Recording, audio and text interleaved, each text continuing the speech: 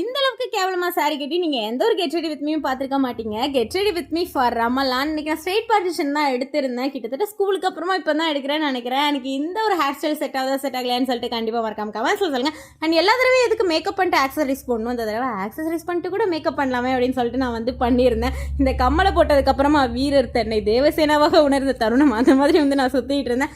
And இந்த chain இதனால் மாட்டவே முடியல. எங்கள் அம்மா ஹெல்ப் கேட்டு மாட்டினா 1 மணி நேரமாக மாட்டு ட்ரை பண்ணிட்டு அதுக்கப்புறம் எனக்கு கண்ணு தெரியல போடி அப்படின்னு சொல்லிட்டு வந்து போயிட்டாங்க.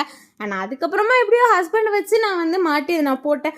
ஓகே இப்போ மேக்கப் ஸ்டார்ட் பண்ணலாம் அப்படின்னு சொல்லிட்டு ஃபஸ்ட்டு மாய்ஸ்சரைசர் வந்து போட்டேன். அண்ட் அதுக்கப்புறமா வந்து ப்ளஷ்ஷு போட்டேன். நான் அதுக்கப்புறமா வந்து ஹைலைட்டர் போட்டேன். அண்ட் அதுக்கப்புறமா பவுடர் வச்சு செட் பண்ணிட்டு நான் செட்டிங் ஸ்ப்ரே கூட யூஸ் பண்ணியிருந்தேன். அண்ட் வந்து ஐலைனர் வந்து போட்டிருந்தேன். ஒரு மாதிரி வந்து விங் ஐலைனர் வந்து ட்ரை பண்ணியிருந்தேன். ஆக்சுவலாக நல்லா வந்துச்சு. ஐலைனர் போட்டதுக்கப்புறம் எனக்கே ஒரு மாதிரி கான்ஃபிடென்ட்டாக இருந்துச்சு.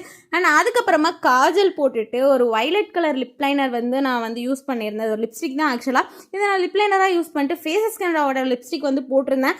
அண்ட் இந்த லிப்ஸ்டிக் வந்து ரொம்ப கம்ஃபர்டபுளாகவும் இருக்கும். அதுக்கப்புறம் நான் பூ வச்சுட்டு அப்படியே நான் வந்து ஹீல்ஸ் போட்டு நடக்க தெரியாமல் நடந்து எப்படியோ வந்து நான் கிளம்பிட்டேன். அண்ட் இந்த லுக் எப்படி தான் இருந்துச்சு, இந்த லுக் உங்களுக்கு பிடிச்சிருந்தா மறக்காமல் என்னை ஃபாலோ பண்ணிட்டு அண்ட் சப்ஸ்கிரைபும் பண்ணிக்கோங்க. அண்ட் இந்த லுக் எப்படி இருக்குன்னு சொல்லிட்டு மறக்காமல் கமெண்ட்ஸாக சொல்லிடுங்க. தட்டா.